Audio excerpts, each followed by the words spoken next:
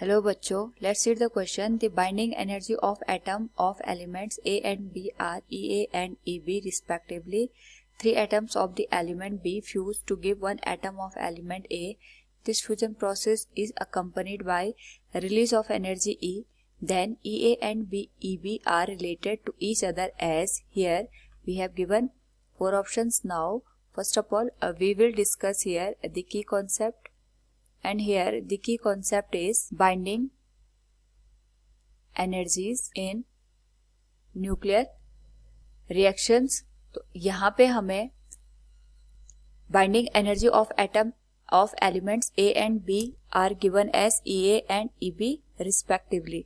तो जो हमें यहाँ पे 3 atoms of B ये आपस में फ्यूज होते हैं और फ्यूज होने के बाद यहाँ पे 1 एटम ऑफ A हमें फॉर्म होता है. इस प्रोसेस में हमारे पास यहाँ पे E एनर्जी रिलीज होती है. सो अगर हम देखें यहाँ पे 3 एटम B के फ्यूज हो रहे हैं और एक एटम हमें यहाँ पे A का मिल रहा है. साथ में यहाँ पे एनर्जी रिलीज हो रही है Q in the form of E. Now अगर हम यहाँ पे जो Q एनर्जी रिलीज हो रही है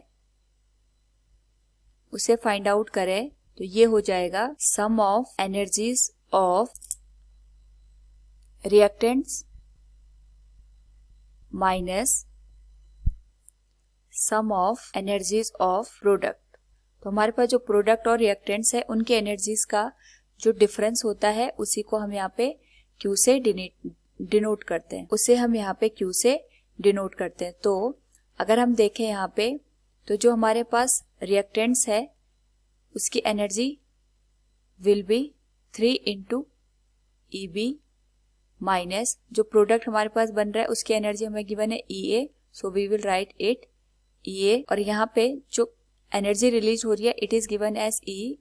सो it will be 3EB minus EA. अगर हम यहाँ पे EA को लेफ्ट हैंड साइड शिफ्ट करें तो whole equation will be EA plus E equals 3 into EB. It is the required equation for this reaction. So from the given question we can say here then A and EB are related to each other as EA plus E equals 3 into EB. Option A will be the correct answer. Hope all you understood it. Thank you and best of luck.